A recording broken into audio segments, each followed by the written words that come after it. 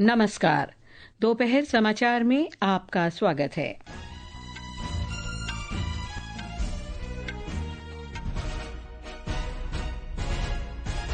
प्रधानमंत्री नरेंद्र मोदी ने बाढ़ की मौजूदा स्थिति पर असम और सिक्किम के मुख्यमंत्रियों से बात की।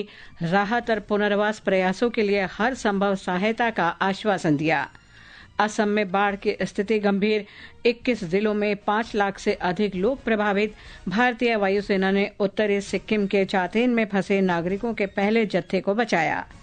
उत्तर प्रदेश सरकार ने विभिन्न पुलिस सेवाओं में अग्निवीरों को 20% आरक्षण देने की घोषणा की। भारत ने ब्राजील में 11वीं ब्रिक्स संचार मंत्रियों की बैठक में समावेशी, टिकाऊ और भविष्य के लिए तैयार डिजिटल विकास के प्रति प्रतिबद्धता की पुष्टि की।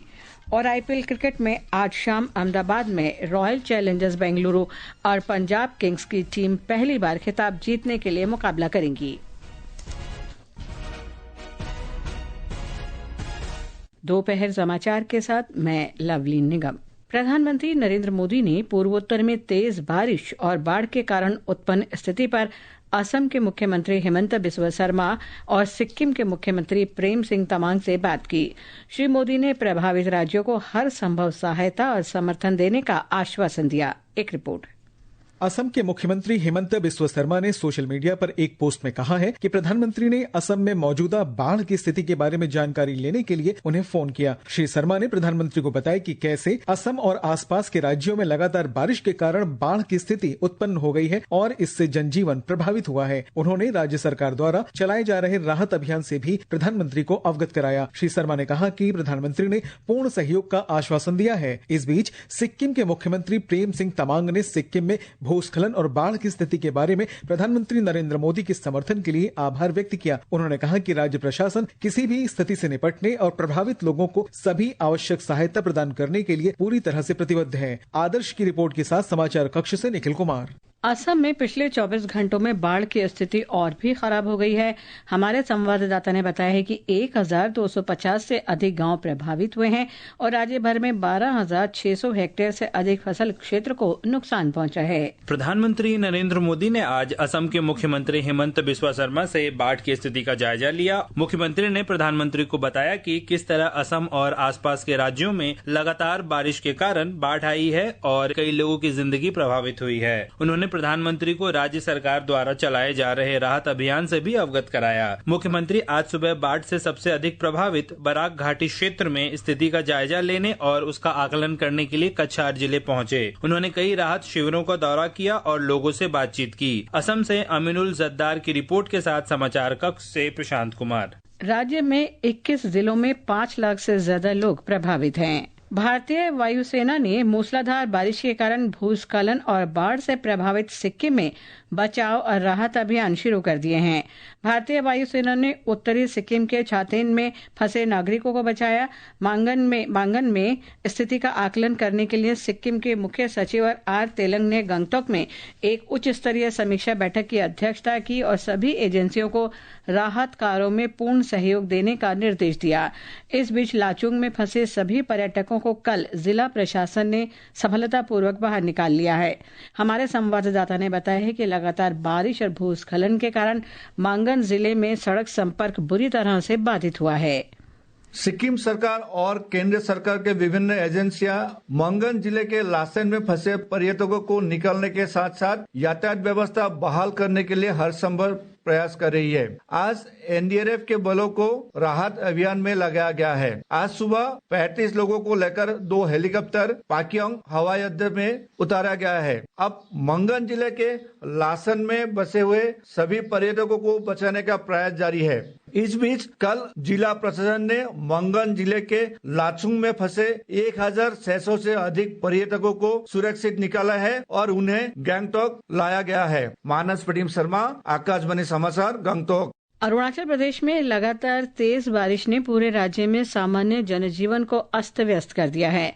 हमारे संवाददाता ने बताया कि राज्य आपदा प्रबंधन विभाग के अनुसार कल शाम तक बारिश से जुड़ी घटनाओं में 12 लोगों की मौत हो चुकी है। मौसम विज्ञान केंद्र ईटानगर ने अरुणाचल प्रदेश के लगभग सभी जिलों के लिए येलो अलर्ट जारी किया है। मौसम विभाग ने अगले 24 घंटों में कुछ स्थानों पर भारी बारिश के साथ बिजली गिरने की संभावना जताई है। राज्य के आपदा प्रबंधन विभाग ने जानकारी दी है कि अब तक 3 राहत शिविर केंद्र स्थापित किए गए हैं। राज्य में 162 गांव बाढ़ और भूस्खलन से प्रभावित हुए हैं। अपर सुबनसिरी जिले में सीपी और नीलिंग को जोड़ने वाली PMGSY सड़क भारी बारिश से फ्लैश फ्लड और भूस्खलन के कारण कई स्थानों पर बाधित हो गई है। रिपोर्ट के अनुसार इस कारण 17 से 18 गांव बाहरी संपर्क से कट गए हैं। राकेश दोले, आकाशवाणी समाचार, ईटानगर। बिहार में मौसम की मिलीजुली स्थिति है। जहां राज्य में पश्चिमी और उत्तर पूर्वी इलाकों में बारिश और तेज हवाओं से जनजीवन प्रभावित है, वहीं दक्षिण बिहार में भीषण गर्मी और लू की स्थिति है। मौसम विभाग ने पूर्वोत्तर भारत में ऑरेंज अलर्ट जारी किया है। आकाशवाणी समाचार से बात करते हुए मौसम विभाग के वैज्ञानिक डॉक्टर RK जेनामणि ने कहा कि अगले 2 दिन तक पूर्वोत्तर राज्यों में मूसलाधार बारिश जारी रहेगी।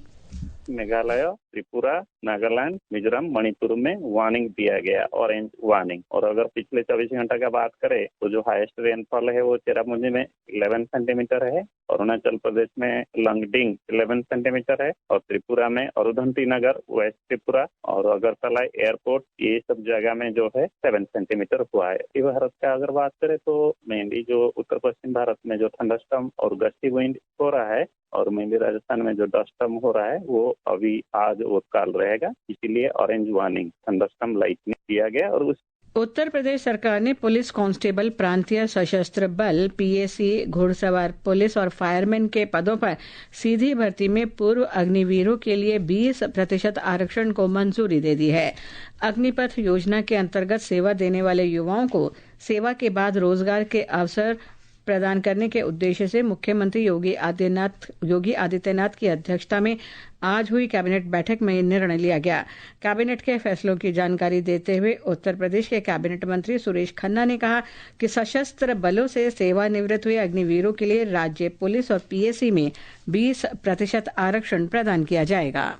कैबिनेट के समक्ष जो प्रस्ताव आया है, एक्स अग्निवीर को समायोजित करने के लिए उत्तर प्रदेश पुलिस आरक्षी, PAC आरक्षी, घुड़सवार और फायरमैन की सीधी भर्ती में 20% पदों पर आरक्षण देने के संबंध में उत्तर प्रदेश ने की आज मंत्रिपरिषद ने 20% हॉरिजॉन्टल आरक्षण देने का आज फैसला किया है। ये समाचार हमारी वेबसाइट www.newsonair.gov.in और हमारे न्यूज ऑन एआईआर ऐप पर भी उपलब्ध हैं। ब्राजील में आयोजित 11वीं ब्रिक्स संचार मंत्रियों की बैठक के दौरान भारत ने समावेशी, टिकाऊ और भविष्य के लिए तैयार डिजिटल विकास के प्रति प्रतिबद्धता की पुष्टि की। संचार राज्य मंत्री डॉक्टर पेमासानी चंद्रशेखर ने कल आयोजित बैठक के दौरान समावेशी और परिवर्तनकारी डिजिटल शासन के लिए वैश्विक बेंचमार्क के रूप में भारत के डिजिटल सार्वजनिक बुनियादी ढांचे DPI को प्रस्तुत किया। ऑपरेशन सिंदूर के तहत भारत के निरंतर प्रयासों और आतंकवाद के खिलाफ सैद्धांतिक और दृढ़ रुख के अनुरूप 7 सर्वदलीय प्रतिनिधिमंडल विश्व के कई देशों का दौरा कर रहे हैं। ये प्रतिनिधिमंडल अपने अंतर्राष्ट्रीय संपर्क के अंतर्गत विदेशी नेताओं, वरिष्ठ अधिकारियों, प्रभावशाली नीति विचारकों, मीडिया और प्रवासी भारतीयों से संपर्क कर रहे हैं। ब्यौरा हमारी संवाददाता से। भारतीय जनता पार्टी के सांसद बैजयंत पांडा के नेतृत्व में एक प्रतिनिधिमंडल अल्जीरिया, सऊदी अरब, कुवैत और बहरीन की सफल यात्रा से आज सुबह स्वदेश लौटा। नई दिल्ली में मीडिया से बातचीत में बैजयंत पांडा ने इस दौरे को सफल बताया और कहा कि जिन देशों की उन्होंने यात्रा की है, उन्होंने आतंकवाद के खिलाफ स्पष्ट कदम उठाए हैं। हम अहिंसा के देश हैं, जिसमें भारत का न्यू नॉर्मल कि हम आतंकवादी हिंसा को जरूर रिटेलिएट करेंगे और माप कर बिल्कुल प्रिसाइज तरफ से रिटेलिएट करेंगे। जनता दल यूनाइटेड के सांसद संजय कुमार के नेतृत्व में एक और प्रतिनिधिमंडल भी आज शाम वापस लौटने वाला है। इस बीच कांग्रेस सांसद शशि थरूर ने मीडिया से बातचीत में कहा कि वॉशिंगटन में उनकी सरकारी अधिकारियों, विधायकों, मीडिया और सदन तथा सीनेट की विभिन्न समितियों के साथ बैठकें होंगी। And in Washington, we have meetings set up with the entire range of public opinion in Washington, government officials, legislators, that is senators and congressmen, various committees in the House and the Senate, think tanks who are very influential in Washington, particularly those focusing on foreign policy, media. NCP सांसद सुप्रिया सुले के नेतृत्व में एक अन्य बहुदलीय प्रतिनिधिमंडल ने Cairo में मिस्र के विदेश मामलों की परिषद के साथ बैठक की। लाइबेरिया में शिवसेना सांसद श्रीकांत शिंदे ने मीडिया से बातचीत में कहा कि प्रतिनिधिमंडल ने जिन देशों का दौरा किया उन सभी ने आतंकवाद के खिलाफ भारत की लड़ाई के प्रति समर्थन व्यक्त किया है। प्रिया की रिपोर्ट के साथ समाचार कक्ष से जागृति शर्मा। इंडिया गठबंधन के सहयोगी दलों ने पहलगाम हमले और ऑपरेशन सिंदूर के अंतर्गत आतंकवाद के खिलाफ भारत की प्रतिक्रिया पर संसद का विशेष सत्र बुलाने की मांग की है। इंडिया गठबंधन के आज नई दिल्ली में आयोजित बैठक के बाद कांग्रेस सांसद दीपेंद्र सिंह हुड्डा ने मीडिया को बताया कि इस मामले को लेकर 16 राजनीतिक दलों ने प्रधानमंत्री नरेंद्र मोदी को पत्र लिखा है। वित्त मंत्री निर्मला सीतारामन ने आज नई दिल्ली में राजस्व खुफिया निदेशालय डीआरआई मुख्यालय की नई इमारत का उद्घाटन किया। इस अवसर पर उन्होंने कहा कि राजस्व खुफिया निदेशालय राष्ट्रीय आर्थिक मोर्चे पर प्रमुख संरक्षक है। जम्मू कश्मीर के उपराज्यपाल मनोज सिन्हा ने आज प्रतिबंधित आतंकी संगठन लश्कर तैयबा और हिजबुल मुजाहिदीन के साथ कथित संलिप्तता को लेकर 3 सरकारी कर्मचारियों को बर्खास्त कर दिया। ये कार्रवाई संविधान के अनुच्छेद 311(2)(c) के तहत police constable Malik Ishfaq Nasir, school शिक्षा विभाग में शिक्षक एजाज अहमद और सरकारी मेडिकल कॉलेज में जूनियर सहायक वसीम अहमद खान पर की गई है। ये अनुच्छेद राष्ट्रीय सुरक्षा के हित में जांच के बिना बर्खास्तगी की अनुमति देता है। तीनों आरोपी जेल में बंद हैं। ऑपरेशन सिंदूर की सफलता के लिए पूरा राष्ट्र भारतीय सैनिकों की वीरता को नमन कर रहा है। सशस्त्र बलों के प्रति आभार व्यक्त करने के उद्देश्य से आकाशवाणी का समाचार सेवा प्रभाग विशेष श्रृंखला प्रस्तुत कर रहा है। इसी कड़ी में आज हम परमवीर चक्र से सम्मानित सेकंड लेफ्टिनेंट राम राघोबा राणे को याद कर रहे हैं, जिन्होंने वर्ष 1947-48 में भारत पाकिस्तान युद्ध के दौरान अविश्वसनीय बहादुरी का प्रदर्शन किया था।